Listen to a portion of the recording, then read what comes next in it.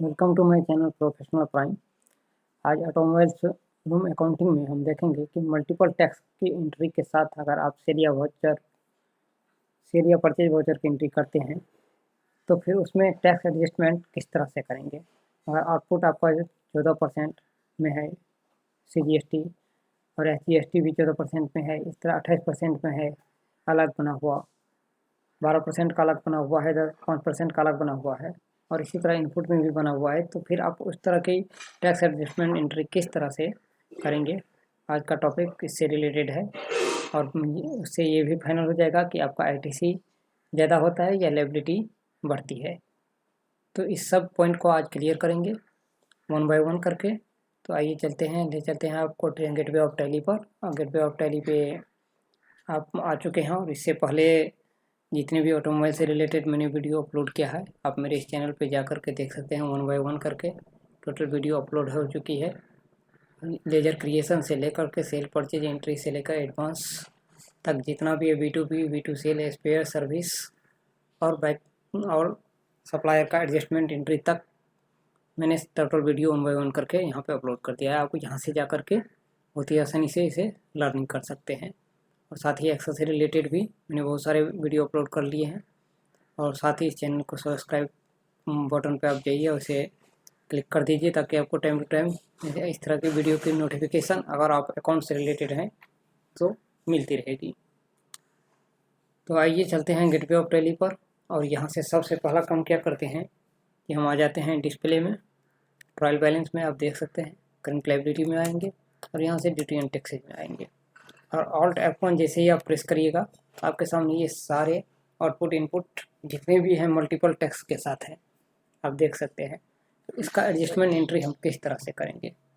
Okay, तो आइए चलते हैं। सबसे पहला काम हम क्या करेंगे कि चाहे तो आप इसको एक्सेल में एक्सपोर्ट कर लें, एक बात। दूसरी बात यह है कि आप चाहे तो दूसरा टैली ओपन कर लें। तो मैं यहाँ पे अब क्या करूँगा, दूसरा टैली ओपन कर लेता हूँ। तो यहाँ पे हमने ऑटोमोबाइल से का एक और कंपनी और टैली ओपन कर लिया है। अब हम दूसरे टैली पे चलते हैं ऑटोमोबाइल का। तो यहाँ पे सबसे पहला काम हम क्या करेंगे कि इसे पहले ऑल्ट F1 करके एडजस्ट कर लेंगे और फिर मंथली पे जाएंगे। ओके, मंथली पे क्लिक करेंगे और सबसे पहला काम हम यहाँ पे क्या देखेंगे कि अप्रैल में हम क्लिक करते हैं। अप्रैल में आप देख सकते हैं कोई भी सेल नहीं है। ओके, अप्रैल में क्या है आपका, अप्रैल में आपका क्या है, सेल है। तो सेल है और टोटल है आउटपुट, यानी कि टोटल आपका लायबिलिटी बनता है। तो आप ये आउटपुट देखने से पहले अपने बैलेंस शीट को ज़रूर चेक कर लें या पिछले साल की डाटा कंपनी की ज़रूर चेक कर लें कि आपका इनपुट बचा हुआ है, ITC बचा हुआ है तो इसके साथ ये एडजस्टमेंट होगी, या फिर लायबिलिटी ही थी जो कि आपने भर दिया है तो फिर आपकी लायबिलिटी ही बनेगी। तो ये चीज़ आपको चेक कर लेना है। मान के चलिए मेरा इनपुट नहीं बचा है, लायबिलिटी ही है और जो कि मैंने पेमेंट कर भी दिया, अपने लायबिलिटी को नील कर लिया है और मेरे पास अब कुछ नहीं ऐसा बचा है। तो अब मैं यहाँ क्या करूँगा कि सिर्फ इसकी एंट्री लूँगा। इसके लिए मुझे जाना पड़ेगा कहाँ पर, दूसरे टैली में हम चले जाते हैं। यहाँ से हम इसको देखेंगे डाटा को और यहाँ से हम एंट्री लेंगे और यहाँ से वाउचर टाइप में जाएंगे और आ जाएंगे हम जनरल में। जनरल में जैसे ही आएंगे तो यहाँ पे इस तरह के जितने भी आप देख रहे हैं मैंने वाउचर टाइप बना रखा है, सबकी अलग अलग। अगर आप भी चाहते हैं तो यहाँ पे एक वाउचर टाइप इसी तरह से आप बना सकते हैं और यहाँ पे लिख सकते हैं टैक्स एडजस्टमेंट। ओके, और इसे जनरल में दे दीजिए और यहाँ से इसको आप ऑटोमेटिक करके यस कर लीजिए। ये सब के बारे में मैंने पहले ही बता चुका हूँ, आप पिछले वीडियो में जा कर के बहुत ही आसानी से इसे देख सकते हैं। ओके, इसलिए इस पर मैं ज़्यादा डिस्कशन नहीं करूँगा, मेन पॉइंट पे आते हैं। और हम यहाँ से अब डायरेक्ट टैक्स एडजस्टमेंट को सिलेक्ट करेंगे। अब मेरा ये रेडी हो चुका है। अब देख सकते हैं मेरे पास तो कोई वो इनपुट है ही नहीं, पहले से ना कोई लायबिलिटी है।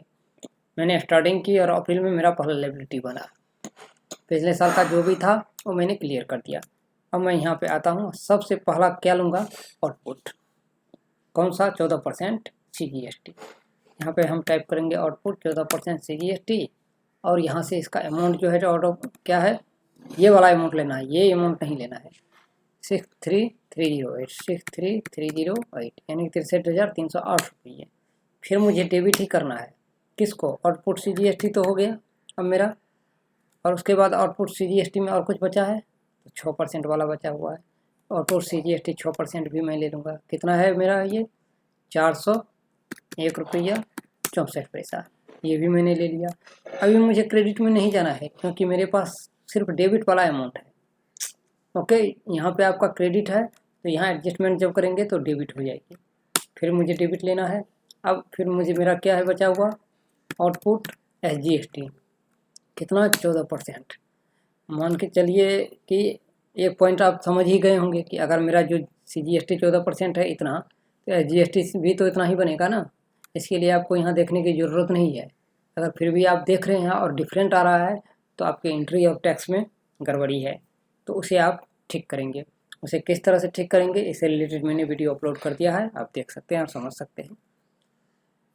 तो मुझे यही वाला अमाउंट यहाँ भी फिल करना है 63308। ओके, फिर मुझे डेबिट करना है और फिर मुझे क्या लेना है अब? आउटपुट SGST CGST 6% ले लिया है। अब SGST 6% लेंगे और ये भी वही होगा जो CGST है।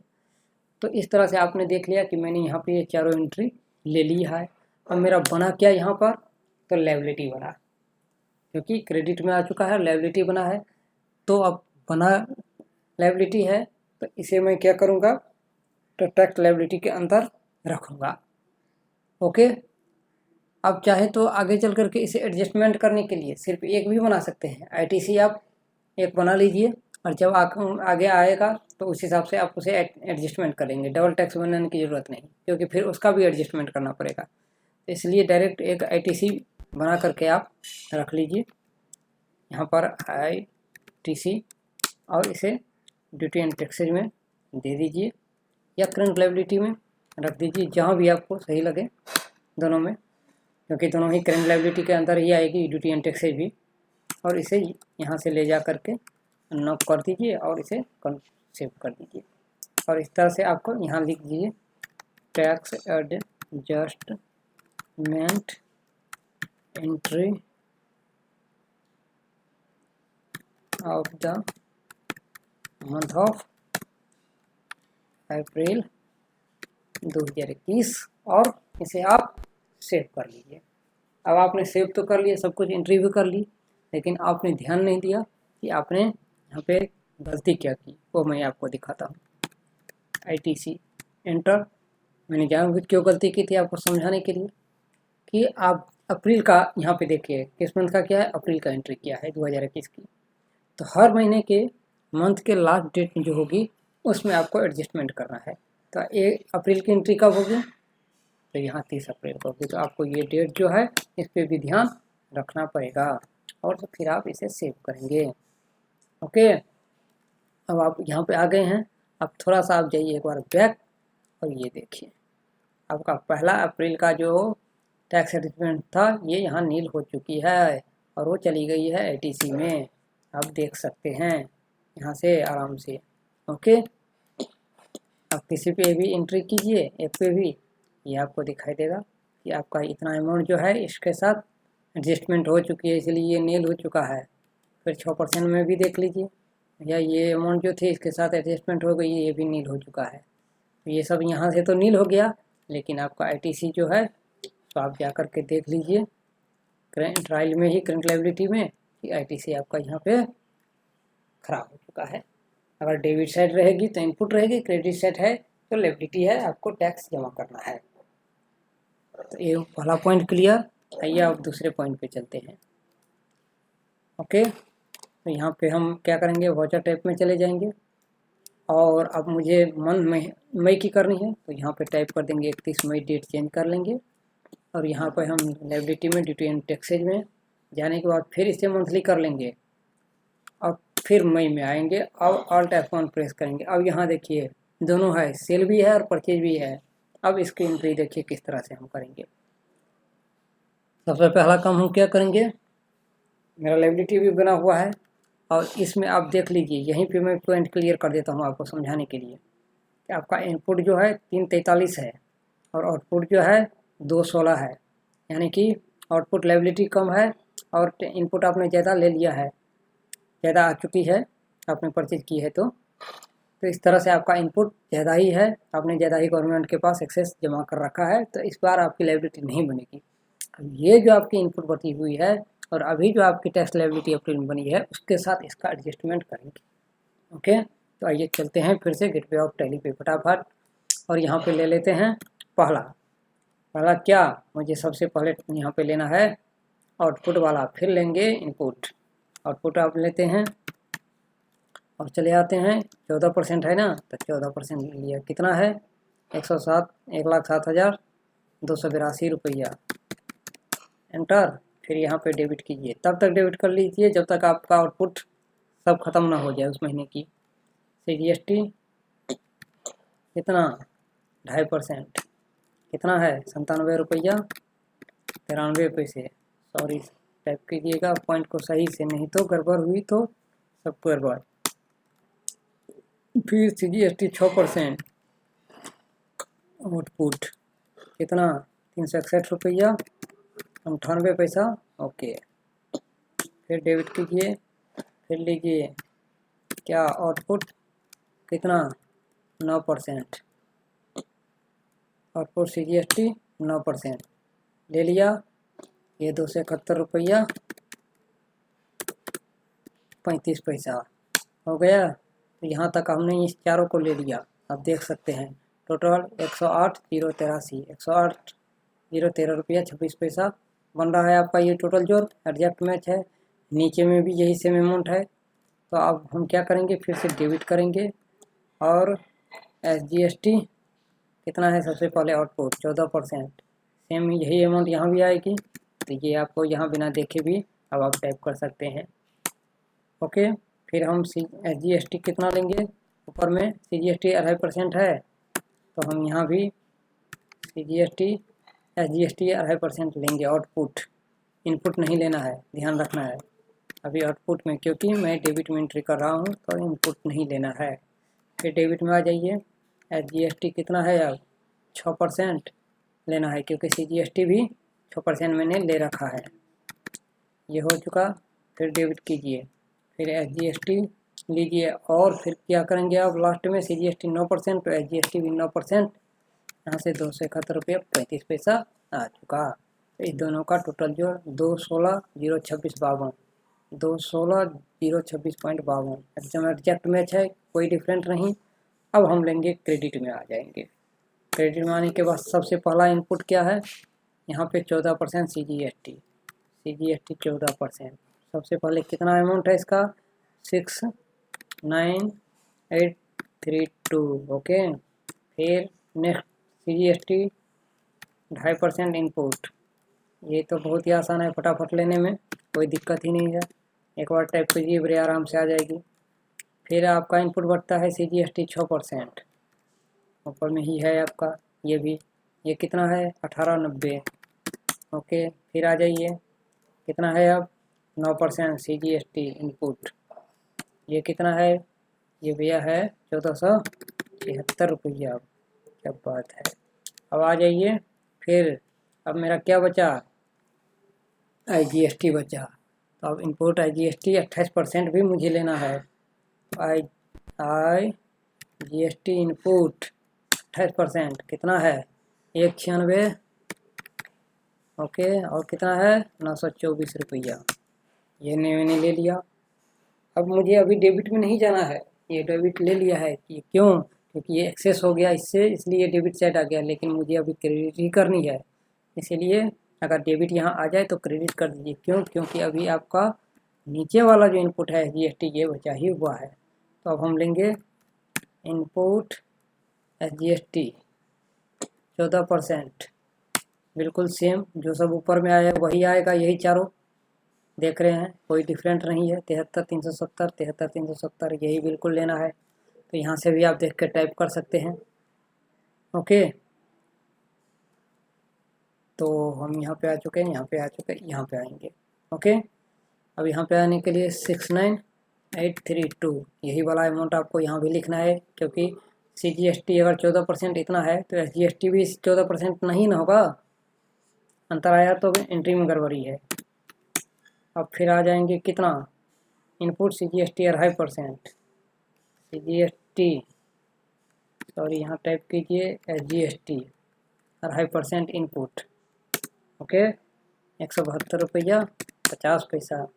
फिर क्रेडिट कीजिए, फिर SGST टाइप कीजिए इनपुट 6% वाला, ये कितना है यहाँ पे भी है 1890, ओके फिर क्रेडिट कीजिए। अब आपका SGST कौन सा बच गया, 9% वाला इनपुट, ये भी इंटर कीजिए और इसका अमाउंट कितना है 1400, यहाँ भी देख लीजिए 1476 रुपया है। अब आप कीजिए इसको डेबिट और यहाँ पे ले आइए ITC एंटर 127 रुपया, जो आपका यहाँ पे 127,638 रुपया 48 पैसा बच रहा था, और इसे इंटर कीजिए और यहाँ पे सेव कीजिए ITC एडजस्ट, यानी कि टैक्स एडजस्टमेंट, जो आपको सही लगे वो लिख सकते हैं, tax adjustment entry in of the month of May 2021 enter.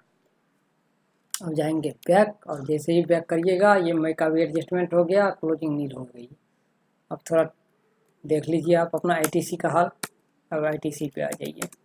अब देखिए क्या था पहले आपका आउटपुट CGST कितना था, 127,419 रुपया 28 पैसा, ओके। अब आपका कितना बचा, 127,638 रुपया 48, ये इससे माइनस हो गया तो बचा आपका लायबिलिटी कितना 219 रुपया। तो इस तरह भी आप ये कर सकते हैं, और दूसरा ऑप्शन था कि आप वहाँ पे भी डायरेक्ट एडजस्टमेंट कर सकते हैं। दोनों में से यही कोई स्थिति आएगी।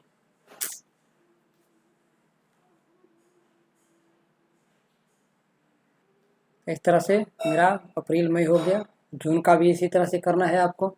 अब जून में देखिए एंट्री क्या है, ये देखिए। अब इसमें लायबिलिटी बनती है या फिर ITC बनती है, तो अब यहाँ देखिए, यहाँ भी इससे भी आप समझ रहे होंगे थोड़ा बहुत, अब वहाँ से भी आप समझेंगे कैसे, चलिए दिखाते हैं।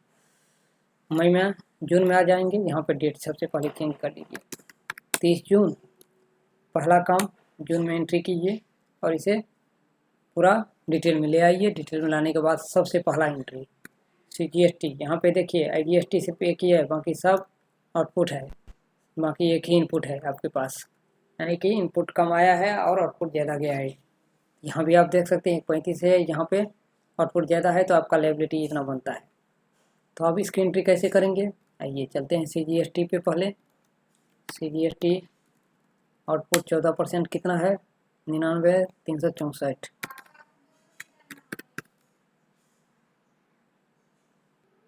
अब 2% में कितना है 33 रुपया, अब 33 रुपया ले लीजिए। फिर इसी तरह करके और सबकी भी एंट्री आपको ऐसे ही लेनी है, जिस तरह मैंने पिछले वीडियो में समझाया है, 1 बाय 1 करके। अब आप यहाँ देख लीजिए, जितना भी आपका आउटपुट था CGST SGST ले लिया मैंने, जितना भी SGST था वो भी ले लिया। टोटल जोड़ करके 2,742 रुपया 60 पैसा, यहाँ भी टोटल जोड़ कर 2,742 रुपया 60 पैसा आ चुका है।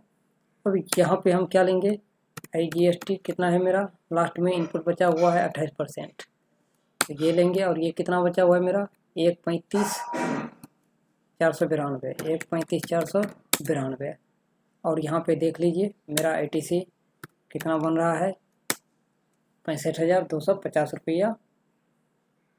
और यहाँ पे आपका बन रहा था कितना, 65,250 60।